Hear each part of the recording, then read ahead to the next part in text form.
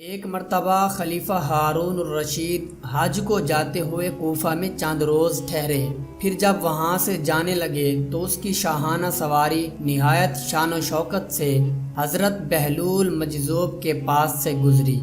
حضرت بہلول رحمۃ اللہ علیہ نے ہارون الرشید کو دیکھا تو آگے بڑھ کر کہا، اے امیر المؤمنین، مجھ سے ایک حدیث سنتے جاؤ۔ سنو۔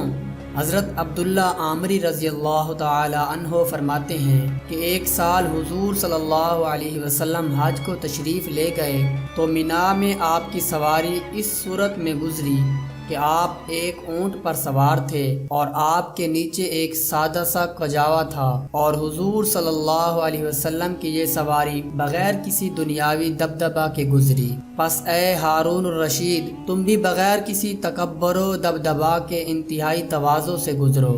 یہ حدیث سن کر خلیفہ ہارون الرشید رونے لگا اور کہا، اے بہلول، کچھ اور امر بالمعروف کی تلقین کرو۔ حضرت بہلول رحمۃ اللہ علیہ نے فرمایا، اے امیر المؤمنین، جس شخص کو اللہ تعالی نے مال و جمال عطا فرمایا ہو اور وہ شخص مال میں سے فی سبیل اللہ خرچ کرے اور جمال میں عفت قائم رکھے تو اللہ تعالی اس کو اپنے مقبولوں میں شامل کر لیتا ہے اور اس پر اپنی رحمت کے دروازے کھول دیتا ہے۔ ہارون الرشید نے کہا، احسنت یا بہلول۔ پھر کہا، اے بہلول، اگر تم پر کسی کا کچھ قرض ہو تو بتائیں تاکہ میں ادا کروں۔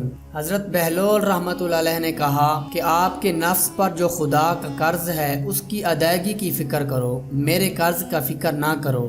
خلیفہ ہارون الرشید نے کہا، اچھا آپ کے نام کوئی جاگیر کر دوں تاکہ تمہاری گزر اوقات آسان ہو جائے۔ تو حضرت بہلول رحمۃ اللہ علیہ نے آسمان کی جانب منہ اٹھا کر کہا، اے امیر المؤمنین، میں اور آپ دونوں ایک ہی خدا کے بندے ہیں، پھر یہ کیسے ہو سکتا ہے کہ خدا ایک بندے کو یاد رکھے اور دوسرے کو فراموش کر دے؟